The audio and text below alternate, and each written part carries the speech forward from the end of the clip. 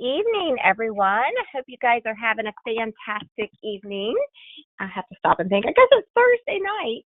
And I want to thank you all for being on the call tonight. I'm going to show my screen before we get started. I always forget to click that.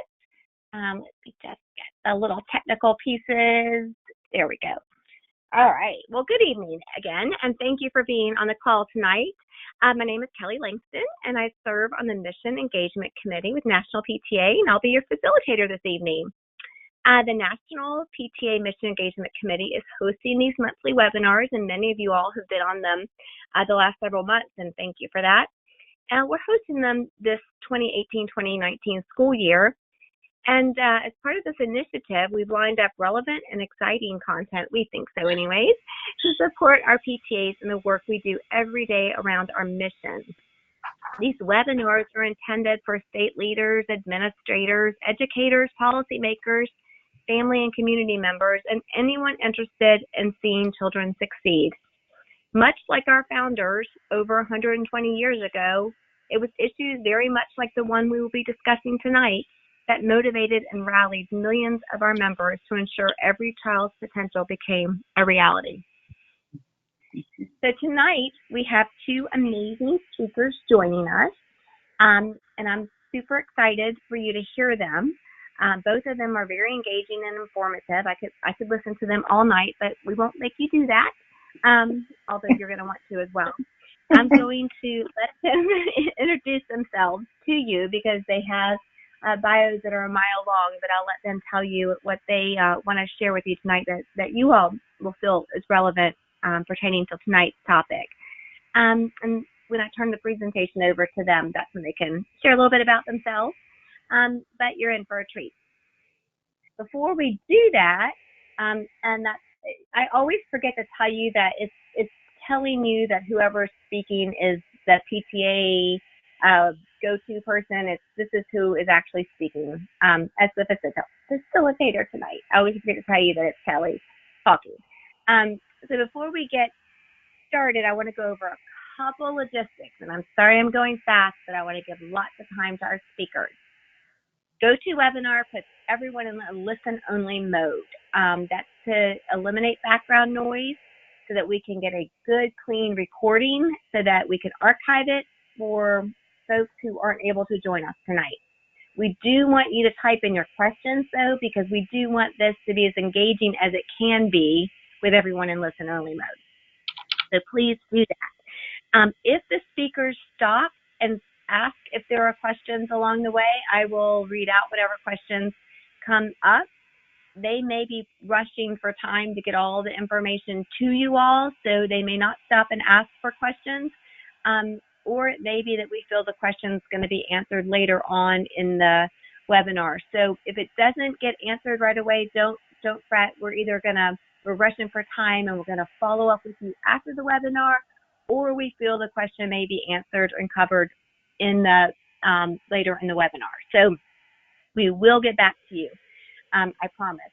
And those of you that have been on these webinars before know that we send out a follow-up email at the beginning of the following week. So sometime next week, you'll get a follow-up email with a Dropbox link that will have the webinar, the recording link, and it will have the PowerPoint and any other resources that the presenters feel are important. And the email will also have their email information so that you can email them directly. So we will be in touch. And just to remind everyone, I always love to go over this. We were founded over 120 years ago on issues just like the ones we bring to you in these webinars. We were founded on child labor, around getting kids out of sweatshops, and around feeding kids, school meals, vaccinations, safe routes to school, juvenile justice issues. Very, very important topics that really are what our mission is all about. And so the Mission Engagement Committee at National PTA, we're charged with really mission-focused leadership and mission-driven work and really embedding that mission in everything we do. So the Health and Safety Subcommittee of that really thought, well, this is what we're all about. So how do we highlight these issues that are relevant in today's world that we're all facing? How do we bring the facts, the data, the information up and really highlight it so that our state PTAs see it, understand it, and know where to go and what they can possibly do to start tackling it. So again, this is what our history is. This is our mission, and embedding our mission into the work that we do every day. We work in our silos sometimes just because we're all head down, moving forward as fast as we can. So how do we break those silos and really work around our mission? And so tonight you've got an expert around the topic, and you've got an expert around PTA leadership. So you're going to hear firsthand how you do this. So at this point, I am going to turn this over to Lynn. And Lynn, I had yours right here. Here we go. And Lynn, I'm going to let you take it away. Thank you so much, Kelly, and thank you for inviting me to be a part of this webinar. Just let me know if you can't hear me at any point. But I'm happy to be here, everyone that's on the call. You could see that I'll be talking about the student mental health supports and services, and touch on, in the time that we have, the role of school systems, providers, and families. I think there's probably the next slide has my information. So my contact information is on this slide. As you can see, my current role is consultant for school psychology with the North Carolina Department of Public Instruction. What is relevant for you all to know about me, I think, is that, I was a school psychology practitioner for many, many years in the southwest region of our state, which the school district I served is about 42,000 students, and was there for a while before I came into this position 4 years ago. And that moved us over to Chapel Hill. The other thing that I think is really important for you to know about me is that I am a PTA member, a parent of 3 children in our public school system here in North Carolina, and really actively involved in my children's schools. So my lens is not just this, as what Kelly referred to as an expert. I just do the best I can based on the training and experiences that I've had as a school psychologist. However, the parent lens comes really heavily into the equation around pretty much all of the work that I do. So I just wanted to make sure that wasn't something you knew about me as well. All right, so just in terms of what we're talking about, I just wanted to kind of give just a quick visual of the terms that get used: school behavioral health, school mental health, social emotional behavioral health. All of those things, when people are talking about them, are pretty much the same thing. It's just the terms that people choose to use when they're talking about them. So I just wanted to really make that point. And on the next slide, the first big idea that I just wanted to share about mental health supports and services is to first really think about how we talk about mental health, and really underscore the point that it exists on a continuum. Everybody falls somewhere on this continuum. It exists in us all, and it exists in the students that we work with and the children that we serve. So when it comes to mental health, we've all got it. Everybody's got it. And it's not something that we should talk about or think is a stigmatizing kind of thing to discuss, because we don't do that with physical health. And so I think it's really important that when we're having conversations and we're thinking about it, that we're thinking about it along this continuum. And really the way that our schools really are positioned to think about it in this way, I'll share with you in just a little bit. But I am going to talk some more just about, you have all of the kind of indicators that you see along this continuum. But what is really important and critical to know about the school systems is that they're designed actually to address the education, universal practices, awareness, prevention, early intervention type of activities around student behavioral health. So mental health supports and services do not solely exist around intensive needs like you see on the orange in the orange zone of this continuum. The goal that we have in our public schools with all of our kids is really to be able to maximize the amount of children who fall into the blue zone, to keep them healthy. And in order to do this, we need to be able to dedicate time, energy, and resources to those things that I just referenced around prevention, education, social emotional learning, school climate, and universal practices around positive behavior. So that's a whole school thing that is something that the building level folks are really able to do if they're utilized effectively and have common practices around this, like they do in many ways around academic delivery of academic instruction. There's lots of instructional practices around positive behavioral health that come into play to keep our healthy kids healthy. And then, within our realm also, we should be able to identify risk factors early on and address them and get those kids that are in the at-risk zone back to healthy so that there will be sufficient resources that we can dedicate to our students who will rise to the surface and have more intensive needs. And that is where this continuum is a little bit different around mental health than it is around academic supports, because in thinking about academic supports, we think about all of the resources exist pretty much in the school systems, in the education systems. And this includes families. So families are a part of that system when I'm talking about the resources that exist in the education system. But when we think about the continuum of mental health, it actually extends outside of the school building walls. The thing outside of the things, especially with intensive needs that our education systems and staff provide. This is why it's so critical that so when you see the orange zone there and you think of everything kind of being available within the school buildings or the school walls, it's easy to think of it in that way when we're talking about academic concerns. But what happens with the mental health continuum is our continuum extends outside of our buildings, and it's really critical to establish effective partnerships with those community providers and have clear communication pathways between families and community providers to sufficiently address those students that will fall into the more significant and intensive needs. And so I think I just wanted to kind of lay that out to help first just,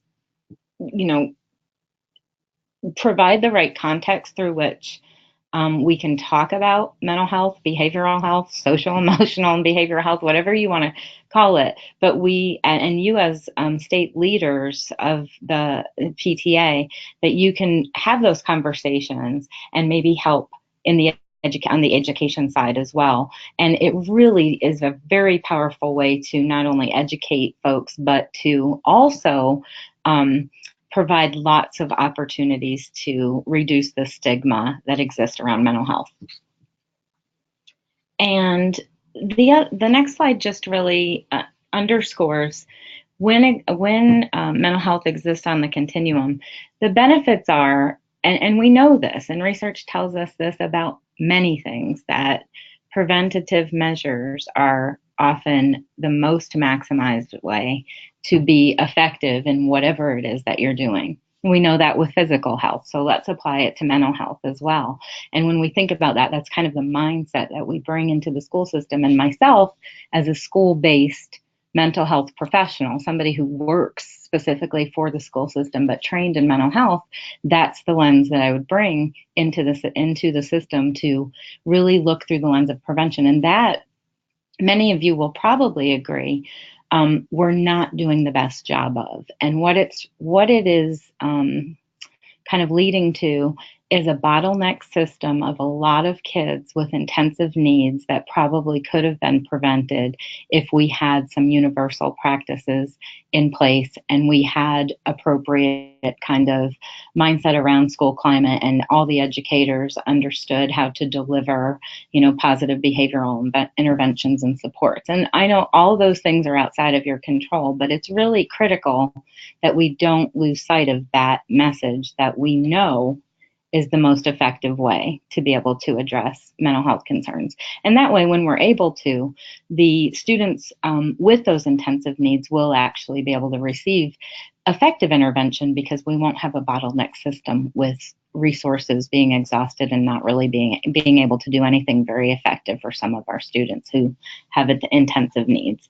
So just some of the benefits that we know. I didn't reference any of the research there, but I'm happy to provide some of it. And I'm sure you've all heard about these things as well. So when we think about this continuum of support, the work of providing a continuum fits well within, some of you may be familiar with, some of you may not be, but within a multi-tiered system of support framework. And as we see on the right hand of this slide, multiple layers of support are depicted in this triangle that's kind of laid on its side. And what it's intended to convey is that these different layers represent allocation of resources, not where we place kids. And I think that that's often a misconception when we talk about a multi-tiered system of support. If any of you have ever had conversations around a multi-tiered system, the system is about allocation of resources, not where we place kids. And so universal practices is what I was just kind of referencing around the prevention piece. And in this conceptualization, as I mentioned, there's an arrow, a bidirectional arrow, showing that the resources increase as the level of need increases. So we provide more resources to the students who need more supports. Universal practices are what all children should be receiving around prevention, education, awareness, positive school climate, and behavioral interventions and supports. Our supplemental resources are dedicated to those students who we see at risk for mental health concerns, those students that you kind of saw on the continuum, if you remember that continuum, the purple kind of zone, and how we would want to match appropriate intervention to those students' needs through those resources and get them back to healthy. And then our intensive needs are those students that will need the most resources that we have available. And in this case of school systems and educators, that is where community partnerships and providers become extremely critical, and effective communication being established across families and community providers is important, because there are often intensive type services that are being provided to that student outside of the school building, because the resources in our schools are not set up to address students with the most severe mental health needs. So that's kind of like the right side. The issue that we have is, as I kind of referenced earlier, is that at least in my state, I can't speak to your states, but in my state, we have had a partnership that I'll talk about towards the end of our slides here, that we've recognized our services are fragmented across our North Carolina public schools. They're very reactive, or they just don't even exist at all.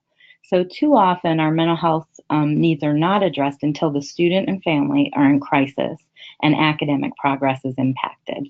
So we have been working for the past about 3.5 years to really work towards a solution to that. And it is really based in this continuum of support, and really intentionally working through the lens of prevention, at-risk identification, early intervention, instead of trying to address every intensive problem child by child by child, because that is just not effective. So we have a lot of work to do, but we have been working on it in this state, and I'm really glad to see that we've been working on it in this state. So that kind of describes that side of it. But then you see these other kind of providers over here on the left side of the slide. And what that is intended to convey is your team of professionals that should exist in the public schools that you're associated with. School psychologists, school social workers, nurses, and school counselors are really considered your specialized instructional support personnel team that all have some background, some more than others, but some background in mental health. So this is also intended to convey that the work to support those needs largely, especially when they become more at risk and intensive, lies not within the education staff. Teachers do not go, to school to become teachers so that they can turn into mental health professionals. It's actually when these four groups are effectively utilized on the front end, they will actually be able to provide the services needed, and the educators that are working directly with the students know exactly what that process looks like in terms of those providers getting involved with students. And then in kind of a faded little oval there is the recognition that our community providers come into play as needed, should come into play as needed for more intensive needs for the most part.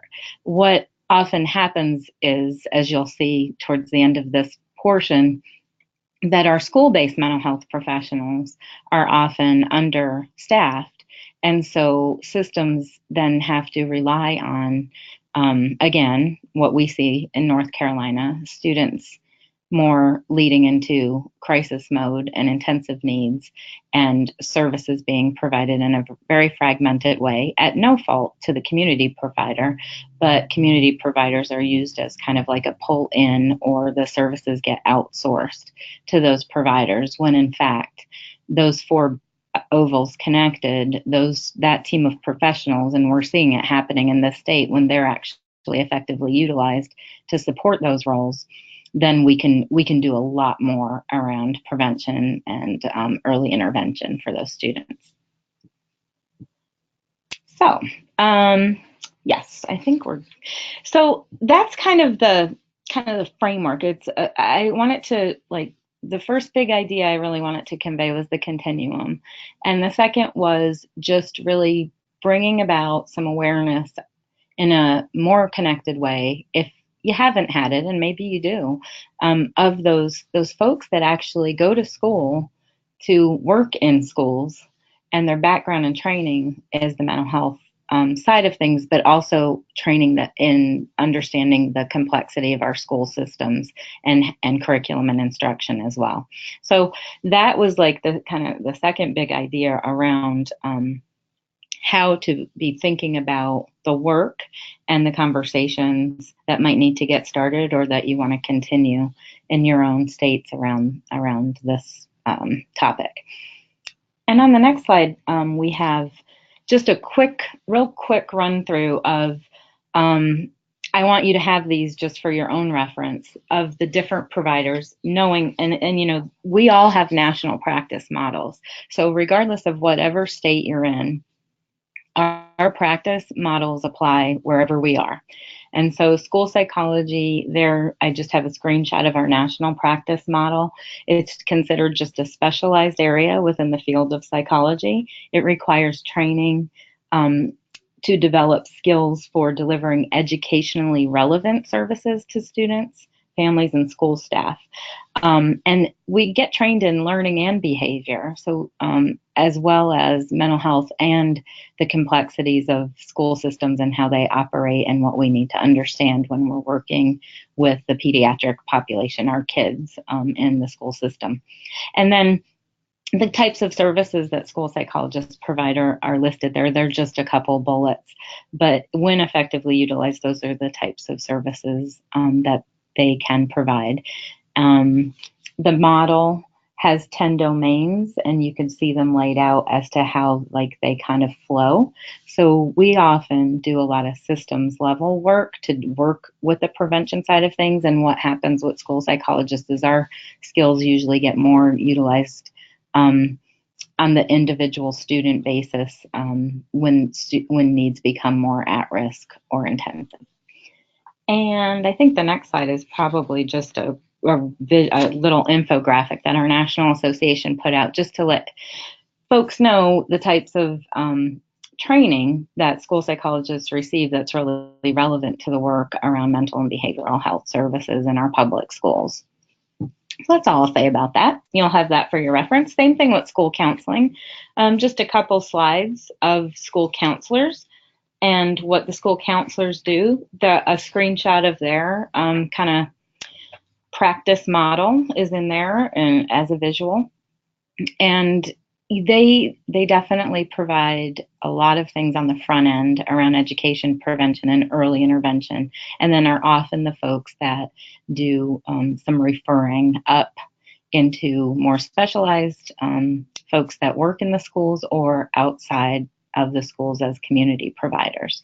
Probably most familiar with school counselors because in my state we have more school counselors than we have the other disciplines right now.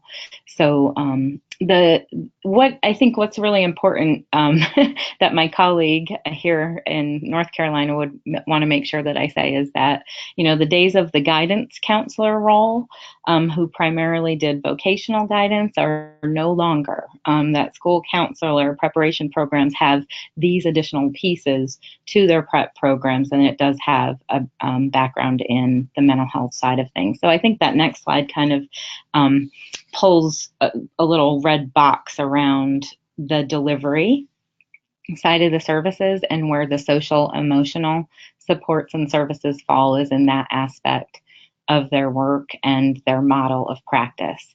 Their national model kind of dictates that they should be spending 80% of their time in delivery of prevention and early intervention. And when you get the slides, there will be a hyperlink to a paper that reviews the role of the school counselor according to their national model. So all of this is national. It's not North Carolina specific at all. And then social workers are another part of our effective team, and what they do is take the broad field of social work and get some specialty training around applying that within the context of our schools.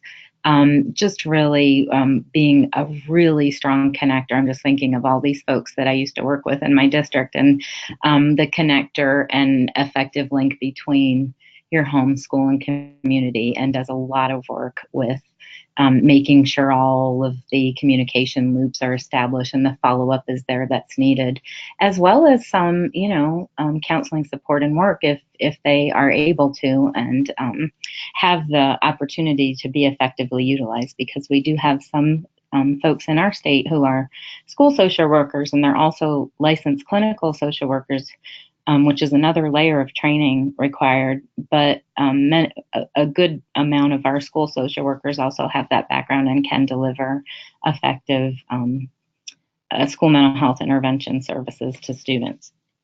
And I think the other slide is just a little more information on that. So I really didn't intend to spend a whole lot of time on the specific disciplines. I just want to make sure that you have those and can refer to them if you wanted more information.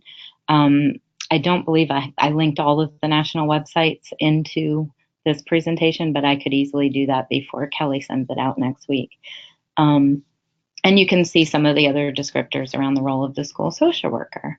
And our nurses are really, it's something that not everybody thinks about, but nurses do get some bit of training, school nurses in mental health, and they often see a lot of the kids first. When you think about students who have a lot of psychosomatic symptoms and are constantly going to the nurse because they don't feel well for some reason, but maybe there really aren't any physical symptoms attached to it, there's often some underlying mental health, either at risk or moving into more intensive kinds of needs. And the school nurse is often a person that sees those kids first and has some background and training to be able to pick up some of those risk factors in the students that they see coming in and out of their offices with other types of symptoms that they report. And on this last slide around school nursing, the next one, there's actually, our state collects phenomenal data from the school nurses. It's pretty amazing what the nurses collect and gets put into a report every year. But this is just a screenshot. It's actually not this past year's data. We just got that, and I haven't gotten my colleague, my nurse consultant, to get a table over to me with this laid out in it just yet. But this is kind of from 2016-17. You can kind of see the kinds of things that school nurses do get involved in around suicide attempts, some short-term types of counseling related to depressive symptoms or other mental health concerns. This is the count by elementary, middle, and high that was reported by our school nurses in our state. So it's definitely a discipline that we, as psychologists, counselors, and social workers, that's a critical part of our school mental health team of professionals as well. And so on that, I'm going to wrap up my time here and just quickly review these last few slides. And this is just going back to that slide of, this is kind of the first kind of piece of information around, this is the specialized instructional support personnel team that have the background, have the training to address school mental health if they are able to be effectively utilized. This is some things that we're trying to pay more attention to in this state and really figure out and work with some of our local school systems who are actually doing this already. And the types of pieces that we provide is really important, because what happens when there's some but not all of these folks sufficiently established is the specialty area that one discipline brings, then the other disciplines that might not have the strong expertise in some specific area of mental health, they have to then carry that weight because, say, maybe there's not enough school social workers. And so then the other three disciplines have to kind of try to figure out how to do the work that the school social worker brings to the table as part of that team. And it always just puts a strain on an effective teaming system when we don't have these folks sufficiently established. And we found that, and we've been trying to address that here in North Carolina. So that was the only thing I wanted to underscore, bringing back to that slide. And the last few slides, just for your reference, when I reference that triangle laid on its side, just to give you some bullet points of what those things look like, what they might be, and how that kind of gets woven in to our school systems of support. At the universal level, you can see those bullets speak to school climate and like instruction on social emotional learning. Like that's something that in our state, we have state standards that are directly connected to social emotional learning. So they're actually standards that should be taught and woven into instruction. And it would be interesting, maybe something for those of you that are interested to determine whether or not your states have similar standards that are connected to social emotional learning, because that is something that's considered then part of the curriculum that should be taught. And then the other types of things that are listed there around anti-bullying and, having positive discipline policies and practices, and all of those kinds of things make up universal supports that what every student should have access to, like what we're doing for all of our kids. And then the supplemental services are the things that I referenced earlier. There's some specific bullet points on that next slide that just kind of give you an idea of what supplemental resources would look like for students who have been identified at risk, and what some of the school employed mental health professionals would be able to provide. And you can see that the collaboration piece then starts becoming more pronounced, where communication structures need to get more soundly intact with that family and between the family and the school and the community, so that those mental health needs could be effectively addressed. And you can kind of see there's a couple bullets there that speak to the educator-family collaboration that's so critical to be able to address at-risk kids' needs effectively. And the intensive supports, just some bullets on the examples of what those intensive supports would look like for students. And this is what the system of support is intended, to accomplish. And this is what school systems really should be. And this is what we've decided in North Carolina is how we're operating through building a multi-tiered system of support, not just to address academics, but also to address social, emotional, and behavioral health of our students. So then there's the reality check at the next slide that gives us, I'm not giving you our ratios. I should have put them on this slide, but these are the recommended staff to student ratios for each of those 4 disciplines. These are national recommendations, so they apply whatever state you're in. Our ratios, I could just kind of tell you, in our state, the counselors are at about 1 to 385. School psychologists are at 1 school psychologist to every 2,100 students in the state. And then school social workers are pretty, they're along those same lines. I think they're about 1 to 1,900. And our school nurses are somewhere around like 1 to 1,200. So our reality is not what we would like for it to be to effectively utilize these providers. However, I will say that we have local systems in our state that I work directly with that have ratios similar to what I just described to you, and they are actually able to do what they can to most effectively utilize those providers and to provide meaningful and impactful services to their students. So although it's, something that we continue to need to advocate for across probably all of our states, it doesn't mean that we should wait to do anything about effective teaming until we get to these ratios. So I just want to make sure that's clear. And it's, it's something that we are doing in the state, that we have some local school districts that are doing great work with ratios that are not great at all, but they're still able to provide the supports and services that I described in those earlier slides.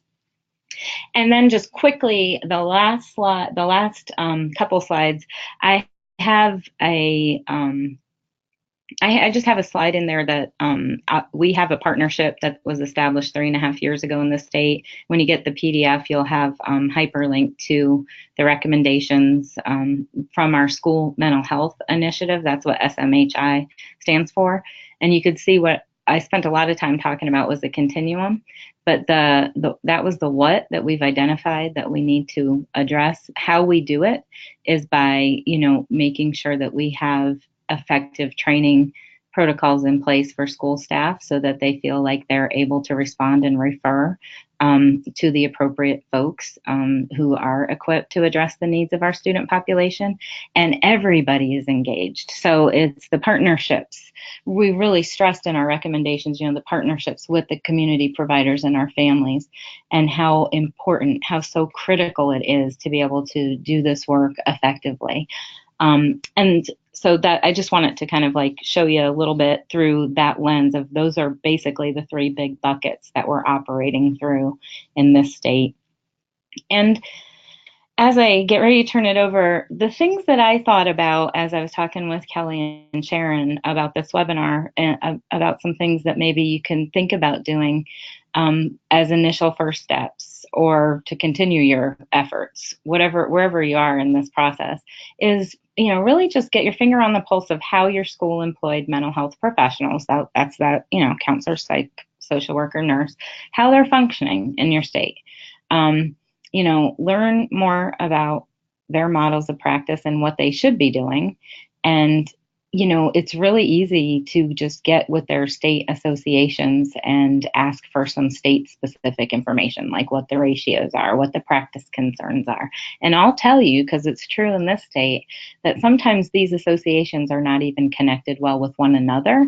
So what I would love to see happen in my state is for us to be able to cohesively, establish some sort of coalition or collaborative effort around the things that we share as priorities. And in this case, it's the mental health work and to support our entire student population.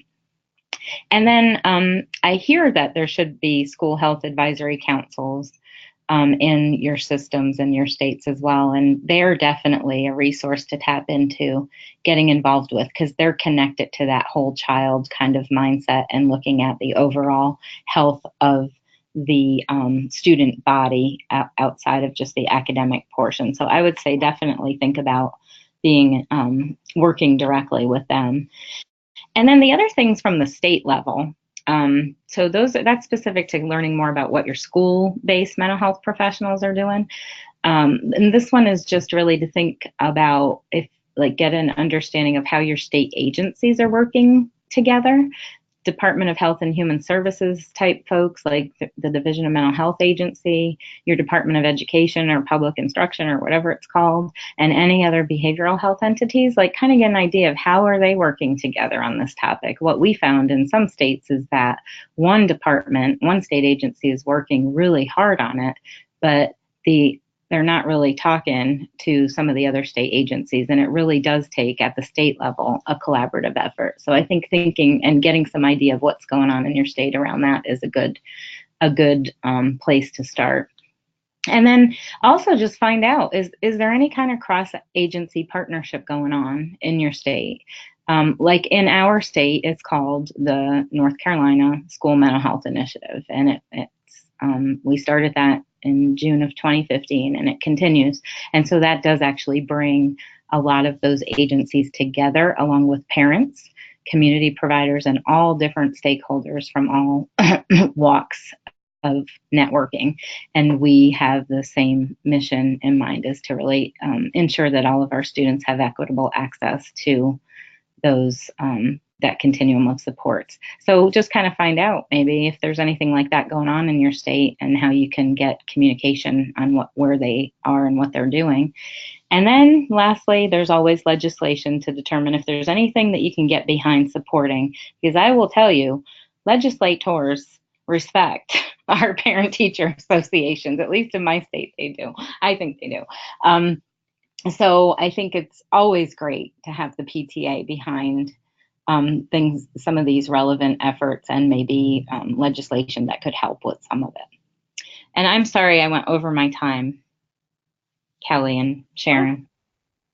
That is okay. You had so much great information. Thank you so much. And we had some great comments, and I'm going to hold them till the end because Sharon may cover some of what people can do about ratios. So that was where a lot of hot topics came. But thank you very much, Lynn. And Sharon, I'm going to pull your slides up where you introduce yourself. All right. Thank you, Kelly. And Lynn, thank you so much. That's really a lot of information to process, but you really made it understandable. I know.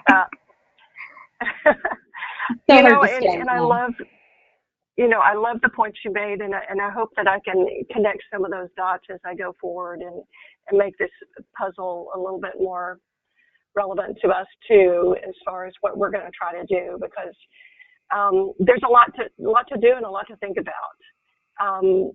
Again, my name is Sharon Goldblatt. I'm a past Texas PTA president. I'm a past member of the board of directors for National PTA. I have worked on many committees for national, and I'm currently with Kelly on the Mission Engagement Committee, and I'm very honored for her to ask me to do this presentation, not because I am a mental health expert, not in any way, shape, or form, but the fact is that I'm a big proponent of coalition building and advocacy at both the community and the state levels, and I hope that I'll be able to help y'all tonight. So I put up this little picture on this next slide. Kelly, if we can advance, thank you very much. There's a lot of ways that people can address mental health. We don't see it. It's not there. It's not a problem. We just ignore it. We hear a lot of stuff. We've heard a lot of stuff tonight, but we really don't want to hear it. It makes us uncomfortable, and we're not comfortable in it at all, so we ignore it again. Or we know it exists, but it's not something we want to see or hear, and so we just don't talk about it. We just continue to ignore it. But that's not what PTA does or should do in taking any of these positions.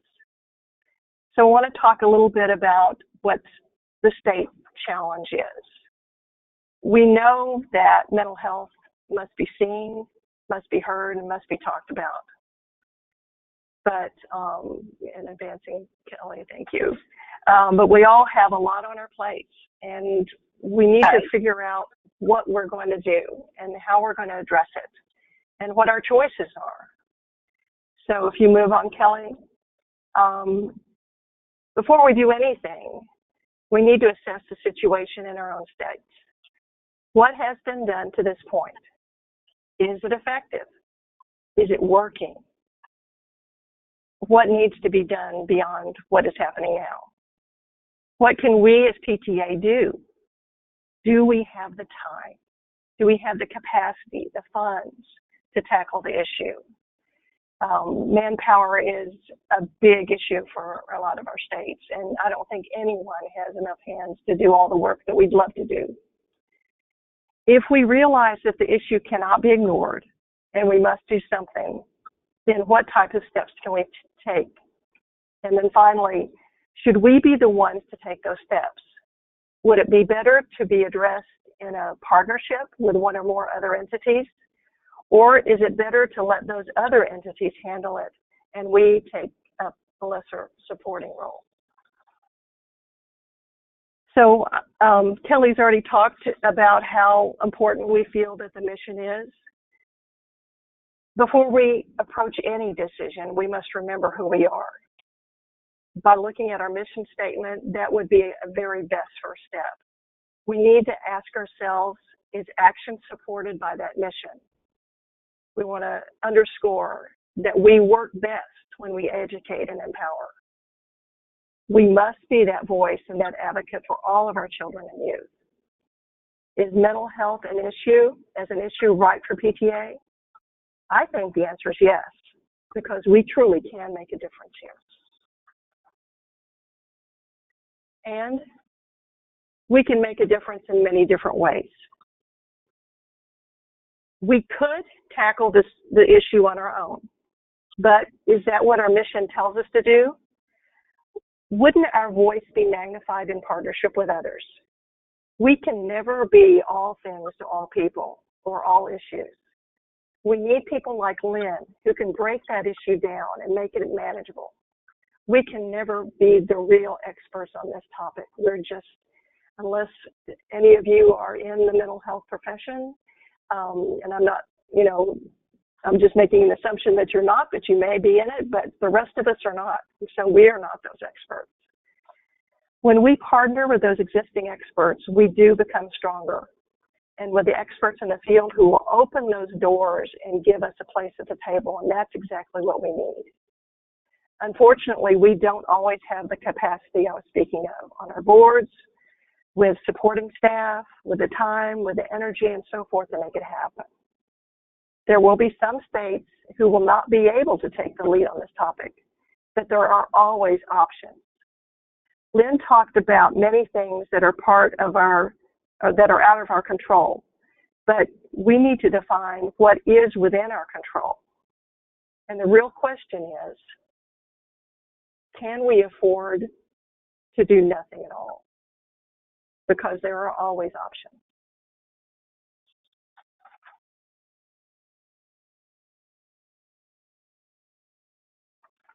So, what has PTA done? Mental health is not a new topic for PTA. So let's look in the continuing slides on what has already been done.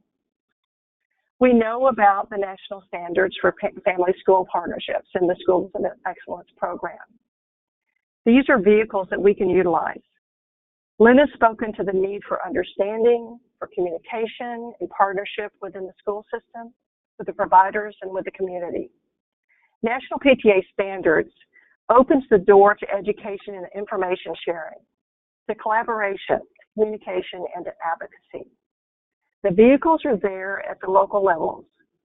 We at the state level can guide our locals, our councils, our district PTAs to incorporate mental health into this discussion. In Texas, one of our mechanisms is the Site-Based Improvement Committee. These required groups of educators, parents, and community members are built into our education code. Other states have similar mechanisms, and Lynn talked about the initiative that is happening in North Carolina. They may be formal, they may be informal, but We need to look to those teams to develop our grassroots level partnerships. National PTA also has a position statement and resolutions. The adopted position statement that was adopted in 2017 is pretty comprehensive. It begins with these words: National PTA believes every child deserves the opportunity to grow into a healthy and happy adult, which includes mental, physical, and overall well-being. Too often, however, mental health issues for children and young adults are misdiagnosed or never identified. And it goes on. I won't read it all, but I do encourage you to look at it and on the website and to read through it, because I do find that it will support, you can use it to support many of your decisions. It also includes 11 different recommendations, and I think they're well worth your time. I've listed the 4 resolutions with their adoption and revision dates. Going back to 1969, we've been addressing this issue. The resolution in the second bullet ends with this resolved clause, that National PTA and its constituent associations support and encourage reducing the stigma of mental illness and build an understanding around children and youth mental health. If that were the only change that your PTA made, wouldn't that be a huge accomplishment? Now, let's look at a few of the basics that we need to know about the roles that we all play. And we know that what steps that National PTA has taken, but what has your state PTA done? Do a little research if necessary. You may already know, but see what your successes have been. And what is your state doing now? And what are other states doing? I'm proud to say that Texas PTA has adopted a legislative priority on student mental health for this session. Feel free to look at our information on our website, and you can contact Susie Kennan, our president-elect, who chairs the advocacy committee. What are you doing now? If you'll just take a minute right now and enter your state name in the chat box if you are already addressing the mental health issue. And if Kelly will give them a minute or two, and if you can read those as they come in, I'd love to hear them. All right, guys, start typing them in for me.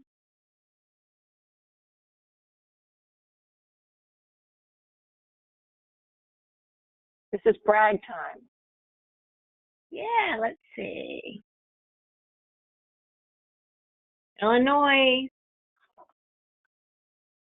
Legislation in Illinois. Woo, woo. Good. Oregon. Woo, woo. Ohio. Yay, Ohio. All right, Illinois, Oregon, and Ohio.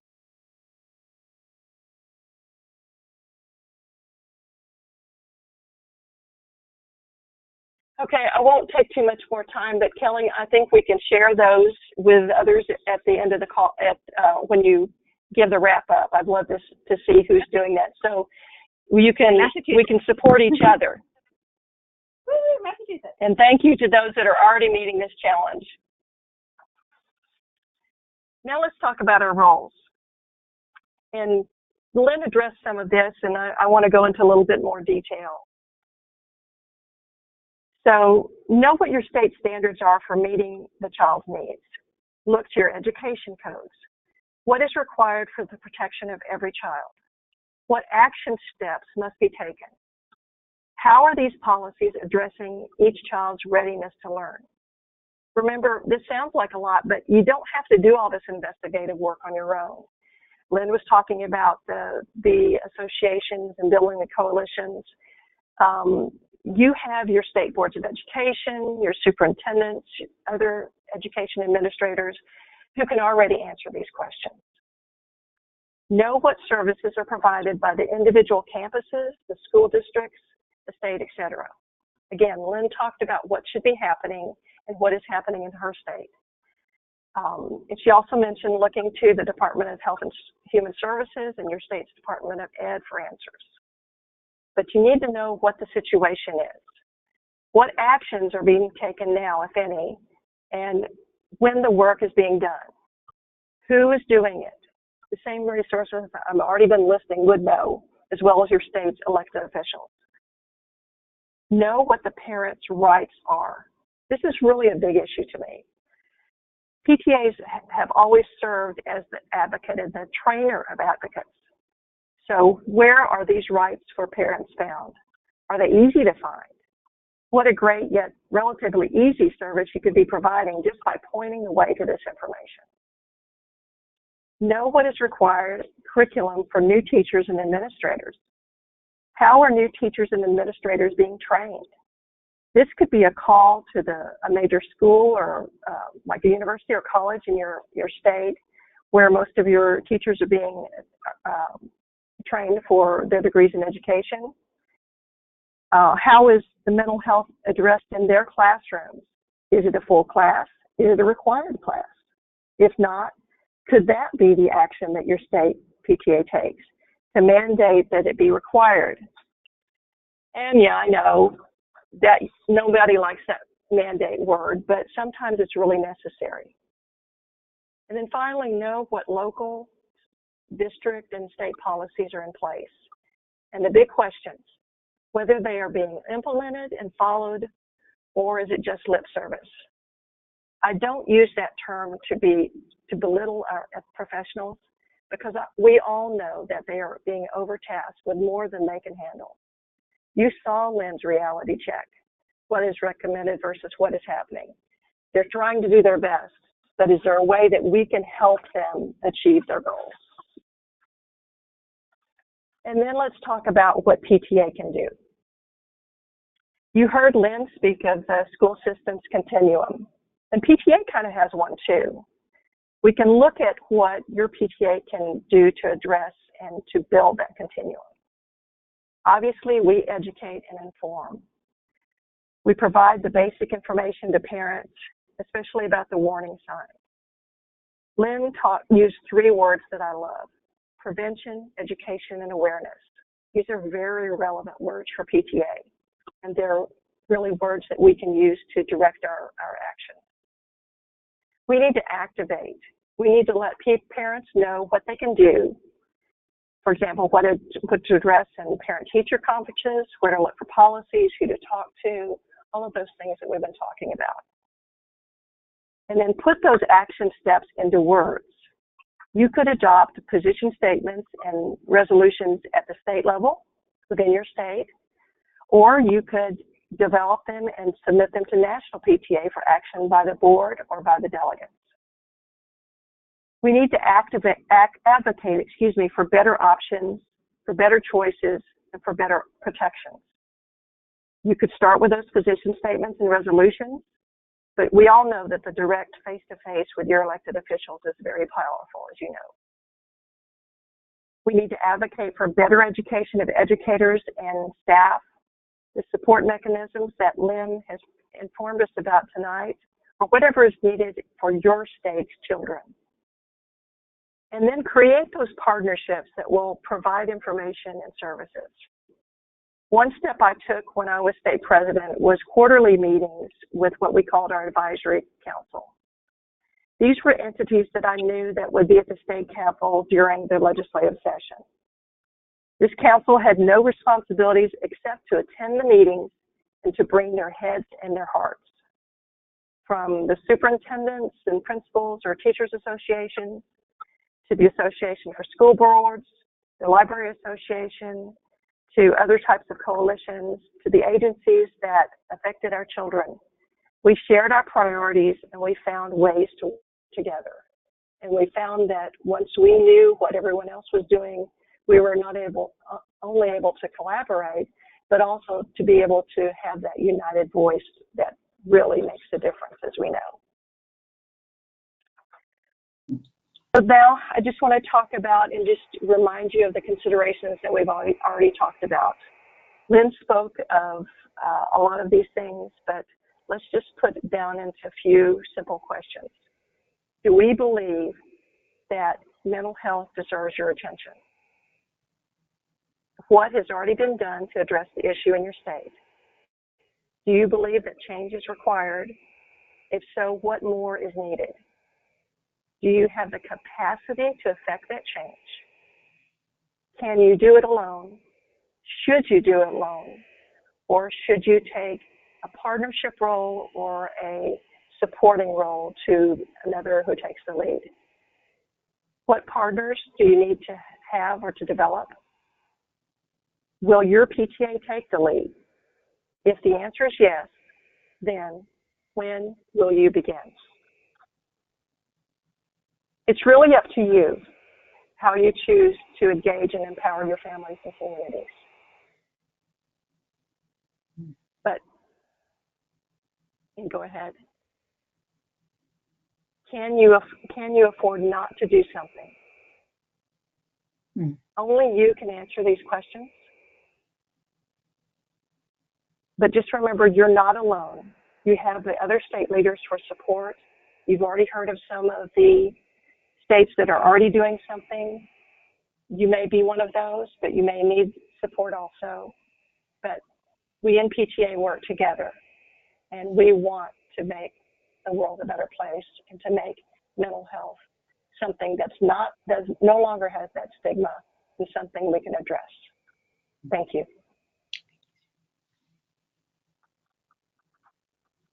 Sharon, thank you so much.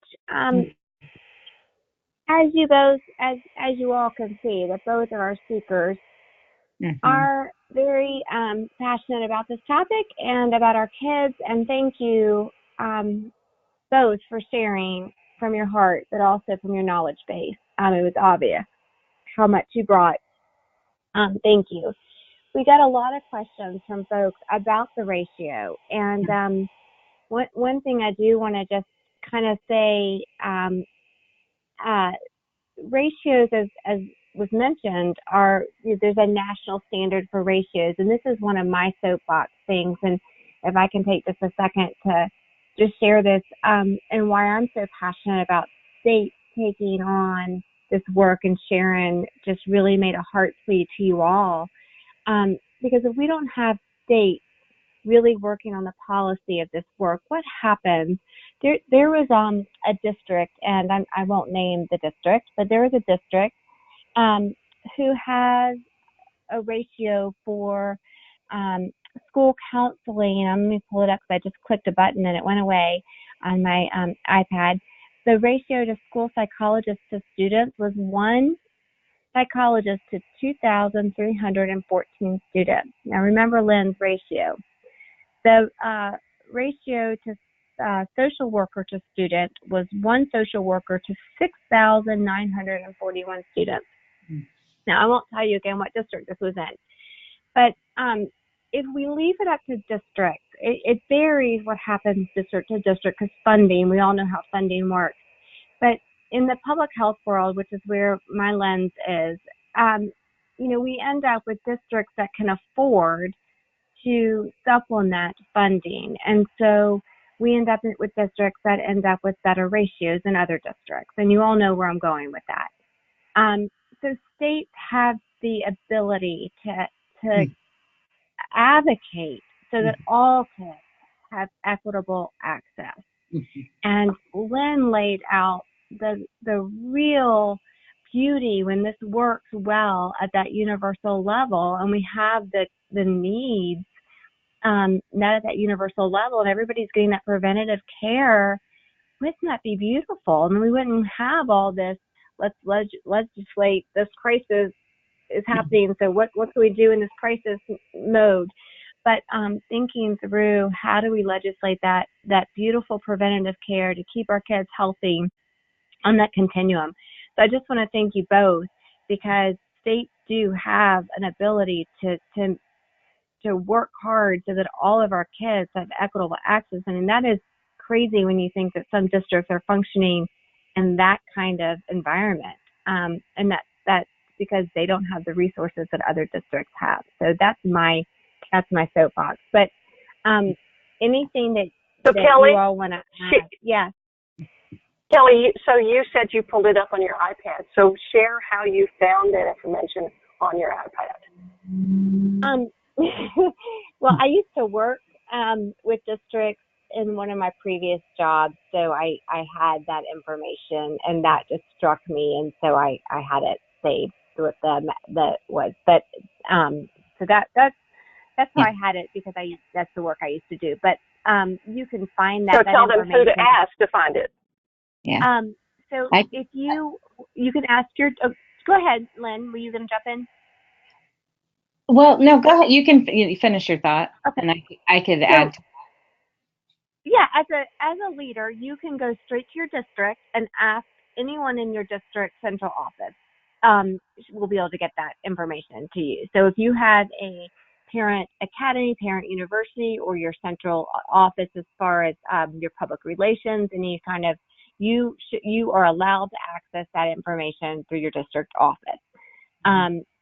And they will be able to give you that information. Now, if you're at a state level and you want to know who has that information for all the districts in your state, and you want to present it to your legislators, you can get that information from any of those professional associations that, like Glenn works, Lynn with the School Psychologists Association, the North Carolina group would have you would have all of that, and the nurses have their ratios. And so I know one time North Carolina PTA went to our state capitol with all the ratios for school nurses for every district in North Carolina. So it's really easy to get it with those professional associations, because they know it up to date. But usually you can Google it, and there's a lot of nonprofits that are keeping up with. There's report cards, like there's a lot of community organizations that do like community report cards for your state and your districts. So if you can, like, maybe Google Community Health Index or Community Child Health Report Card, and put in your district, you'll find there's a lot of organizations that are keeping up with, like, giving each district a report card, a number for how they are on health. And so you start doing some digging. But the real easy way is just to ask your district or ask those professional organizations. Lynn, I'm sorry. No, that's fine. Yeah, at the district level, it should be, they should have that through the, the salary system and who's employed and how many and all of that. And then, if they can give you those numbers, and then you just learn whatever the student population is. Ours is in public domain, so we have all of our student data. I'm guessing other states are very similar. I will say there are some problems with some disciplines. In our state, nurses do a really good job. Psychology, I have really clean data, because I made a strong effort to make sure I got clean data. And I think we've also got decent data on social workers and counselors. I have found in talking to other states that sometimes at the State Department, there are not positions like mine. And so it's really, there aren't people keeping those data. And sometimes the state associations, what they're doing is relying on their membership to submit that information, and it's difficult sometimes to get the cleanest data. So I think you may run into a few issues with state associations having their data, but I would definitely try. I think the district level should be pretty simple to get that information. At the state level, it might become a little more problematic, but where you would want to go is just the state association first, and then if you don't have success, then you would want to ask them to direct you to the point of contact in the education department that can provide that information for you, and they should be able to do that pretty effectively. And I just wanted to also give a shout out to our North Carolina PTA, which is another example of a group that has done some work and started some things, because just in June, they actually developed a resolution around school safety, and they named school psychologists in that resolution. There was a legislative bill that was up as an effort to help improve some of our ratio data in the state for school psychologists, and they came behind it and fully supported it. And so that's posted on the North Carolina's PTA website. So I have to add North Carolina to that if they're not on the call, and maybe, I don't know, weren't aware, but that was something that was just a few months ago. There was a resolution around school safety. And then the third thing that I just did want to attach on to of what you said, Kelly, was the reactive mode. And there's a lot of talk about this stuff right now because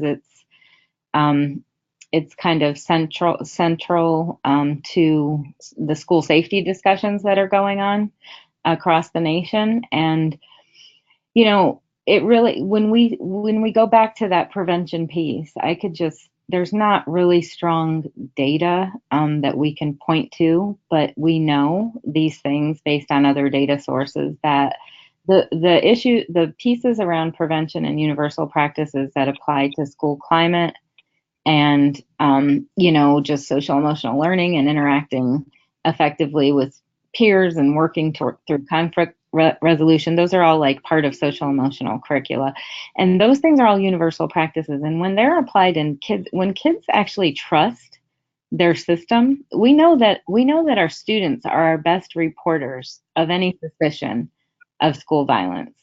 And so when we have environments that are supportive and our students trust the adults that are in those environments, they're going to be a lot more likely to report those things that I didn't really want to go down that path, but I do want to make a connection to the fact that, we do operate, and our states often operate in crisis mode, reaction mode.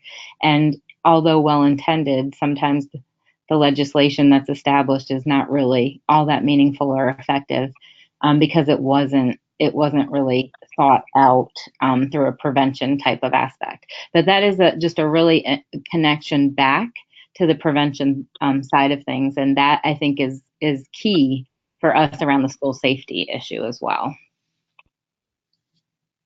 That's great. Thank you. Thank you both. Go ahead. I just said I'm inspired. I'm ready to go contact the North Carolina PTA tomorrow to get some more things moving. So thank you for inviting me. For it. And my district PTA, where my kids go to school. Yeah. So thank you very much. Thanks for inviting me. For it. I appreciate being here today. Thank you for being on the call tonight, Lynn. And Sharon, thank you so much for your wisdom and your expertise as well. Both of you were fantastic speakers, great for the topic, and great for, really motivating us and stirring within us a call to action. So thank you both. And I really can't thank you enough. And thank you to everyone on the call tonight. And if you have any questions about ratios or any other, some of you made some great points. Someone brought up about school nursing and how the ratios are also for typically developing children, and ratios being lower for students with special health care needs. And that's a whole other point that we didn't even get into. And absolutely, so thank you for bringing that to our attention. That is something that, we didn't even talk about tonight, and that's a very good point. So thank you for bringing that up. So lots of great things to think about, and just want to thank you for letting us go over a little bit tonight, and we will send a follow-up out next week. These are the webinars the team is working on, the topics for next semester. April, since that's when a lot of spring breaks will fall, we removed that one, and then we just decided since February is a short month to just kind of go ahead and take that one out too. So we're going to have January, March, and May, so go ahead and put those on your calendar. Topics will probably be around, we're kind of thinking the physical activity, nutrition. We haven't done that in a while, even though we overdid that for a while. Maybe immunizations, maybe screen safety. Those are all kind of topics that are being kicked around. So if you have any that you'd like to see, send them our way as well. But thanks again for being on the call tonight, and thank you to our speakers. Have a great night, everyone. Thank you. Thank you. Good night. Night. Night.